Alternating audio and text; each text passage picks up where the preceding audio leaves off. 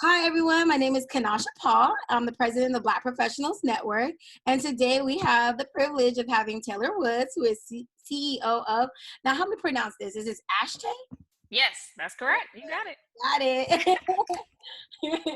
So tell us, so for you guys who are not aware, we're going to go in and talk to Taylor because she is a Black business that was able to do not only the EIDL, but the Paycheck Protection Program as well. And so we wanted to give you this opportunity for you guys to, see a face who actually went through the process and learn more about her business, and then learn some great best practices and tips that she implements, and that hopefully it'll inspire you guys to do the same. So Taylor, so tell us a little bit about your business and what do you do? Okay, so Ashtae Products, family-owned business. We've been in business for 26 years, going on in the next couple months. And we sell hair care products to licensed cosmetologists, barbers, and beauty professionals in the US, Canada, and then a few Caribbean islands. We also now sell online retail to the general public. But we really, our main focus, 95% of our sales is to licensed professionals. Awesome. And so how long have you been in, so you've been in business for 26 years, is a family-owned business. Who started the business? It was your mom? My parents did together, yeah. Oh, wow. Yeah. And so what position do you run in the business now? So right now I'm the CEO as of January this year. So that was yeah. It was exciting at first, and then, we were on a roll and then boom, pandemic happened. Great. Yeah, I can imagine. So I know you're a young CEO at that. You're 27, right? Yeah. So you're 27 years old, a CEO of a multi-million-dollar company that is been in your family for over 26 years, and now pandemic happened. So it's all eyes on you.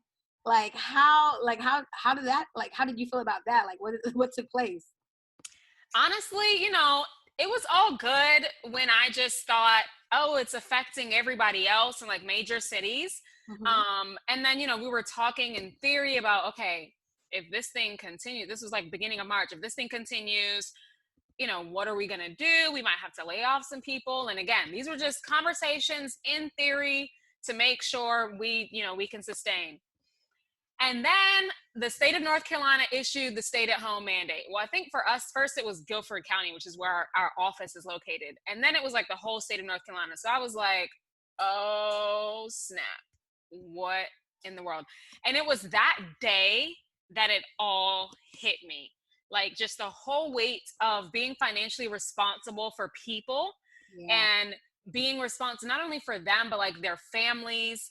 And I'm not really an emotional person when it comes to business. Not to say I don't care, but it's just I don't get into, how old are your kids and all this. I don't get into all that. I know the details of the fine print, whether we can do the work. And she's just yes, keep it by the book.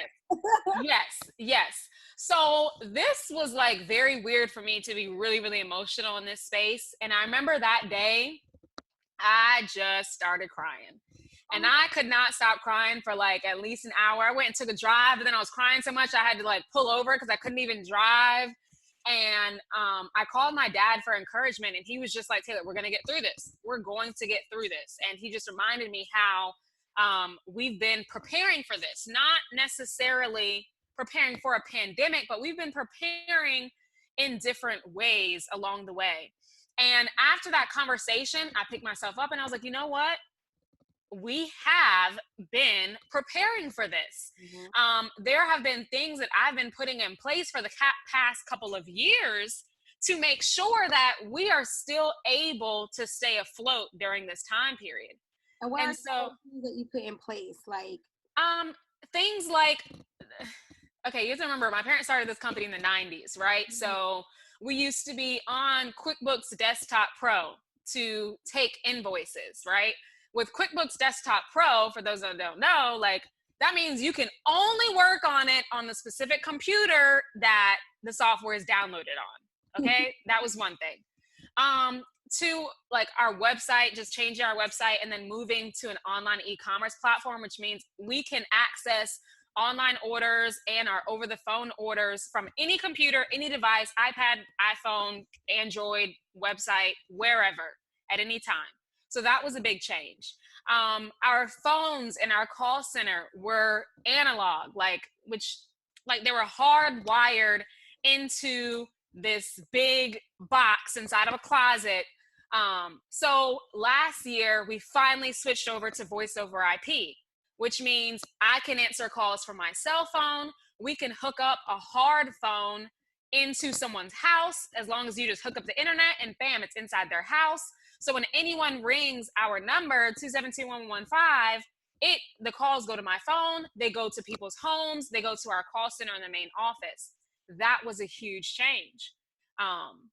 And at the time when we moved over to voice over IP, one of our employees actually, she physically injured herself. So we had to switch her to working from home last year. Oh, wow. That gave you great prep on how to even make that transition. Exactly. So I was like, you know what? We have prepared for this. We can work from home if need be. The only person that absolutely has to be in-house is our warehouse guy. Well, my mom, being the genius that she is, she was just like, bro, you just gonna park in the back. we gonna keep this thing rolling. And we shortened our hours to get through COVID, not only for payroll reasons, but also just because this is an extremely stressful time.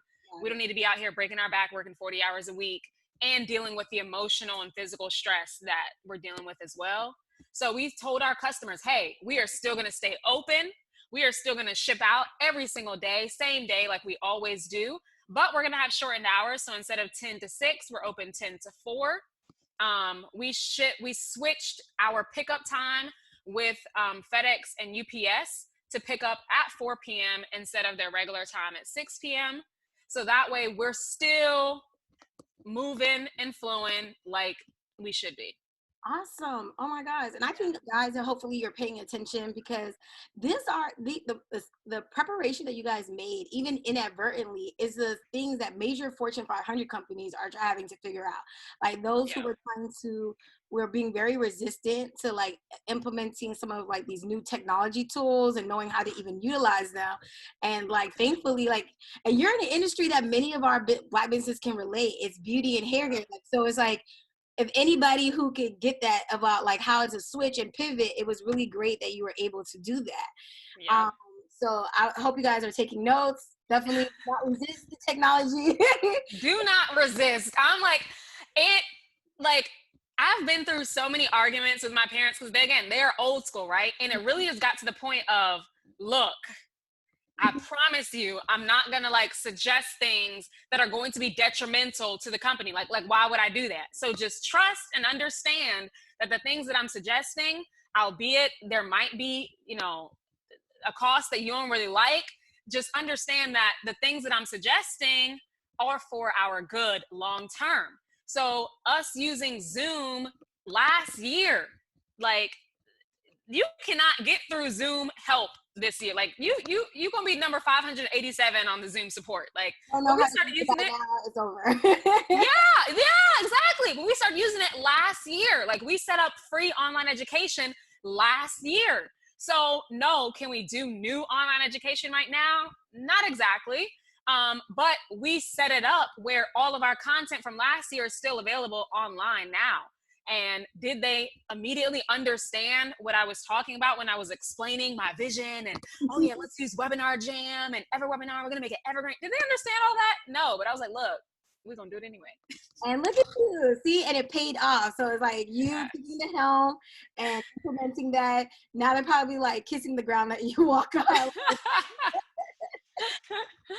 So, and so I want us to go into another thing that you were able to successfully do is that you were able to get SBA funding. So you think about how that has been quite difficult for a lot of businesses. You're hearing major corporations are getting funding, but you were able to kind of not only apply for the EIDL, but also the PPP. So tell us a little bit about your process for both. So with the PPP, it was the first round that we applied. And so my mom, she's the CFO. So she runs all the finances with the company. And, you know, the first thing is stay tuned to the news as a business owner. Like, definitely stay in tune with the news.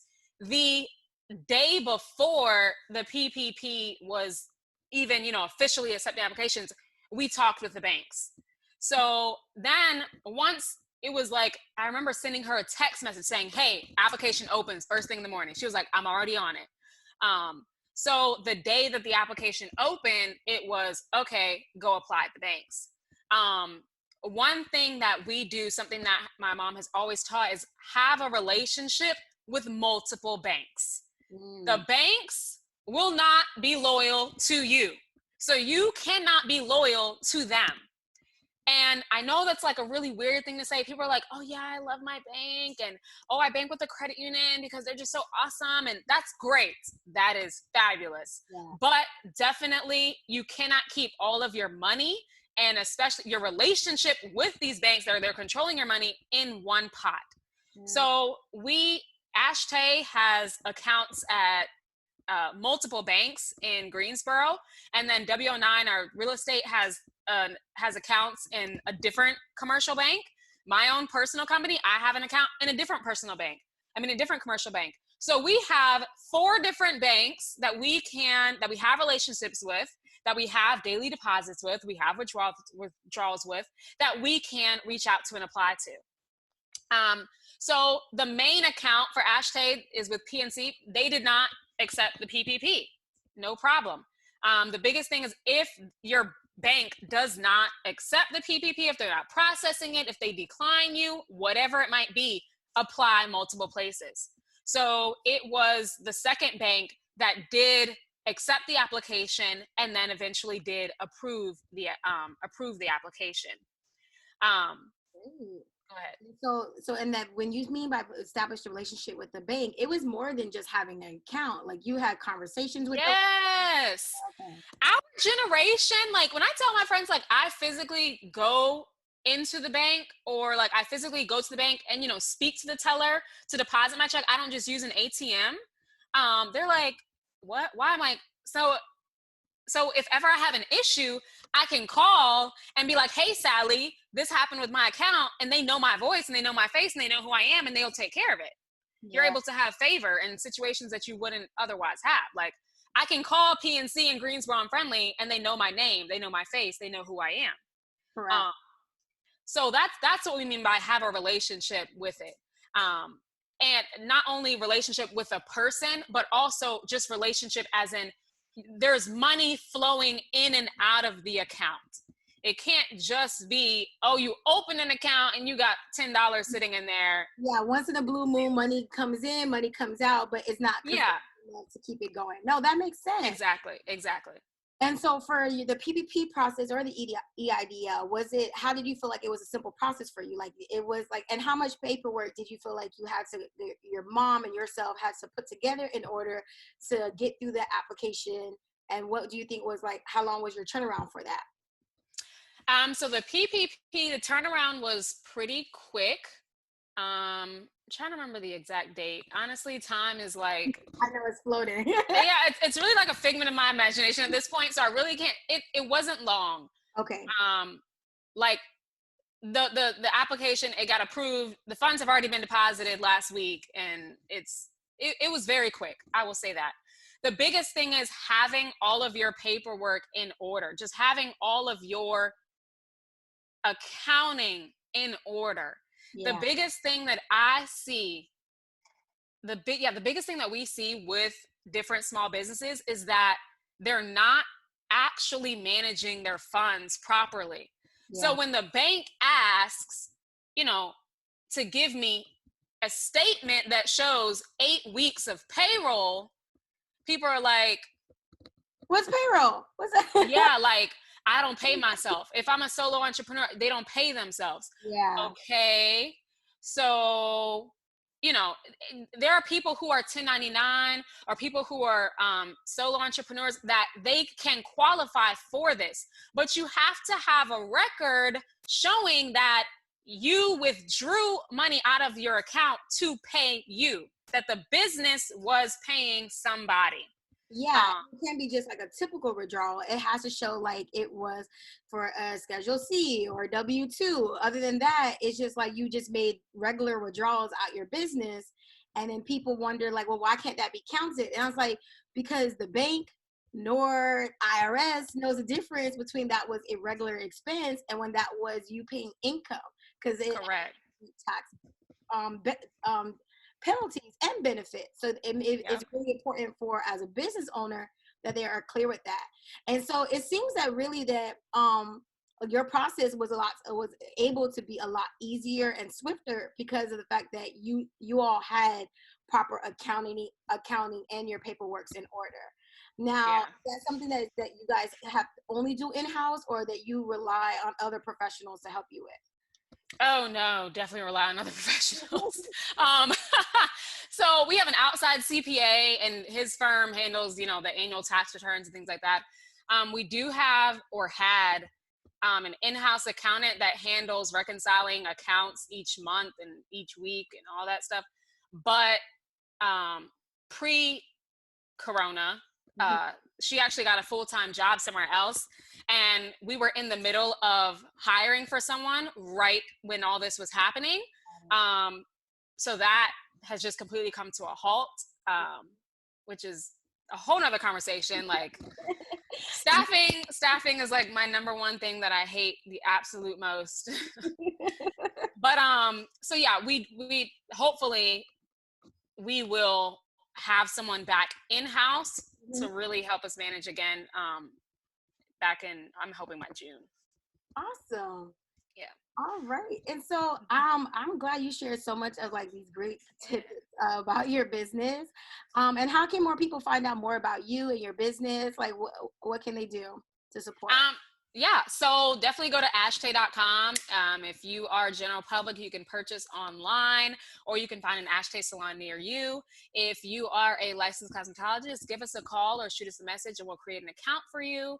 And then we will set you up with a customer experience officer who kind of directs your flow and sends you different resources as a stylist. Awesome. Well, thank you. I do. Oh, you got something else? Go ahead. Yeah, no, I was just going to say for the EIDL, though, the process is extremely, extremely simple. That application, literally, you fill out the information, you fill out what your gross revenue is, you put what your estimated losses are, you put in your EIN number, your tax ID number, your social security, and then at the end of the form, you put in your bank account and routing number. And that thing, it deposits $1,000 per employee that you have. So if it's just you, they give you $1,000, 100% unforgivable, like money in the account.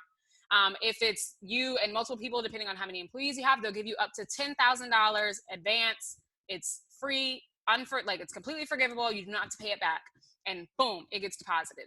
After it gets deposited, then they're going to pull your credit, and then just depending on, time and all that, but I guess depending between a few days and maybe 1 or 2 weeks, they will send you an email saying that you've been approved for a larger loan amount that you can choose to accept or decline. So that loan amount might be, it might be $5,000, it might be $15,000, it might be $100,000. It can be up to $2 million on that loan amount.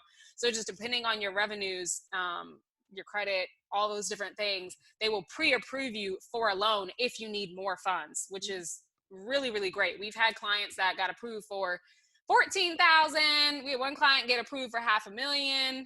So it's the EIDL is super simple. I highly recommend people apply. And I think something to add, I think the reason why the EIDL was simple for you, because you've already had record of like your business in the IRS system. I think so. Some of the hiccups that people realized that they were facing is that the IRS didn't have no record if you had these. Oh, yes. They were double checking.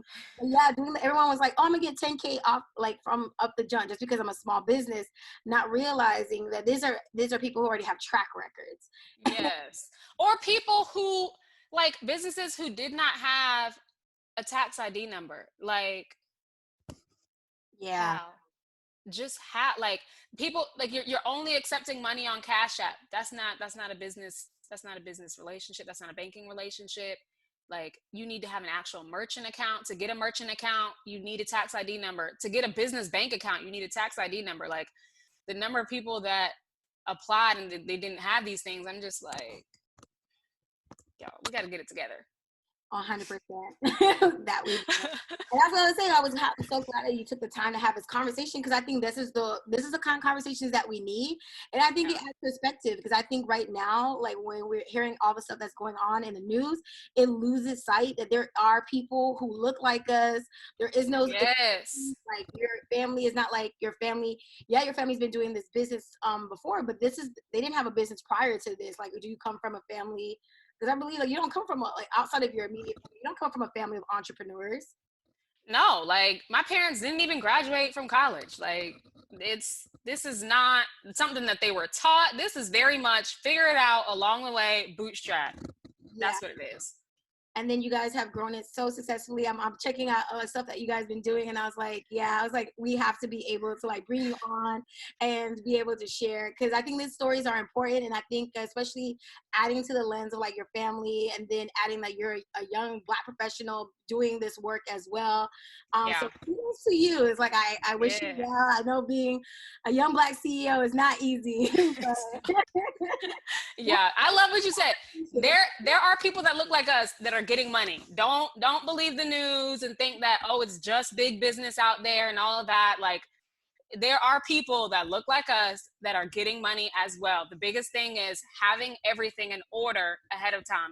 And if you don't have things in place, then this is the time during this pandemic to put them in place. yeah, Like, no excuse. this is Like, the so time. instead of Netflix binging, I know we always sit there and hype of all our devices. Balance it out. No one's saying not, Yes.